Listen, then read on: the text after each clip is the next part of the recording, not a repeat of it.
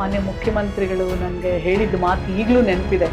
ಅವ್ರು ಒಂದು ಹೇಳಿದ್ರು, ನಾಗಲಕ್ಷ್ಮಿ ನಿನ್ನನ್ನು ಮಹಿಳಾ ಆಯೋಗದ ಅಧ್ಯಕ್ಷೆ ಮಾಡ್ತಾ ಇದ್ದೀನಿ, ನಿಂಗೆ ಗೊತ್ತಾ, ನಿಮಗೆ ಅದು ಕ್ಯಾಬಿನೆಟ್ ಮಂತ್ರಿ ಸ್ಟೇಟಸ್ ಅದಕ್ಕೆ ಇರೋದು, ನೀನು ಇಡೀ ರಾಜ್ಯ ಸುತ್ತಬಹುದು, ನೀನು ಯಾರಿಗೂ ಕೇರ್ ಮಾಡಬಾರ್ದು, ಕೆಲವೊಂದ್ಸಲ ನೀನು ನನಗೂ ಇದು ಮಾಡಬಾರ್ದು, ನಿನಗೆ ನ್ಯಾಯ, ನಿನ್ನ ಕಣ್ಣು ಮುಂದೆ ಹೆಣ್ಣು ಮಗಳು ಕರ್ತವ್ಯ ಅಷ್ಟೇ ನಿನ್ ಮುಂದೆ ಇರಬೇಕು.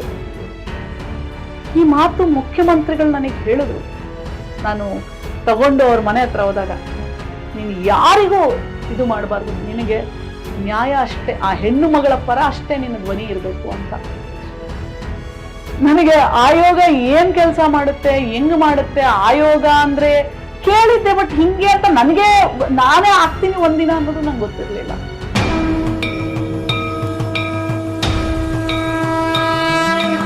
ನಮ್ಮ ವಿಜಯವಾಹಿನಿ ನ್ಯೂಸ್ ಚಾನೆಲ್ನಲ್ಲಿ ಪ್ರಮೋಷನ್, ಜಾಹೀರಾತು, ಅಡ್ವರ್ಟೈಸ್ಮೆಂಟ್ ನೀಡಲು ಸಂಪರ್ಕಿಸಿ 9535808456.